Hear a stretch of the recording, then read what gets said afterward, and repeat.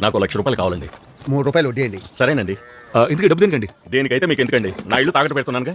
నేనేమనయ్యా? కావాలంటే ₹5 వడ్డీ ఇస్తానండి. ఎంతైనా సరే నేనేమనయ్యా? వెనకడికో సామెత ఉండేది మా. ఏంటో తినడానికి తినలేదు కానీ ఉంచుకుందానికి ఉంగరం ఇచ్చాడంటే ఎవడో ఇతను అంటాడు. అది కాదండి. చాలా తిన్నావు కదా, ఇంకా బయలుదేరు. వీళ్ళకు 10,000 కావాలంటండి. డబ్బులు దేనికండి? వ్యవసాయం చేసుకోవడానికి అయ్యా. ఏం పంట పండిస్తారు? అరటి తోట వేద్దామని. అరటి తోట నీళ్ళు ఎక్కువ కావాల్సి వస్తాయి. చూడండి, ఈ సంవత్సరం వానలు సరిగ్గా పడలేదు, మన కాలం నీళ్ళు కూడా వరట్లేదు. మీరు శనగేస్తే బాగుంటది. శనగండి, మన సైడ్ ఎవరు ఇట్లేదు, మంచి రేటు కూడా పలుకుద్ది. అలాగే సరేనా? సో వడ్డీ ₹1 తాగడం పెట్టినారు. మా దగ్గర ఏమీ లేదయ్యా. మీ ఆవిడకి కడియాలు ఉన్నాయిగా, అవి పెట్టే. 2 కూడా చెయ్యు, కడియాలు పెట్టుకుంటారా అయ్యా? చూడండి అమ్మా, ఏదో ఒకటి తాగట్టుగా తీసుకోకుండా నేను ₹1 కూడా ఇవ్వను. అది నా పద్ధతి. అల్లుడు ఆడేమో ₹5 వడ్డీ ఇస్తానంటే ఇవ్వను పొమ్మన్నావు, వీళ్ళకేమో ₹1.5 ఇచ్చేసావు. నువ్వేంటో నాకు అర్థం కావట్లే. మన ధ్యాస వడ్డీ మీద కాదు మామ, అసలు అలా తిరిగి రాబట్టాలో దాని మీద ఉండాలి.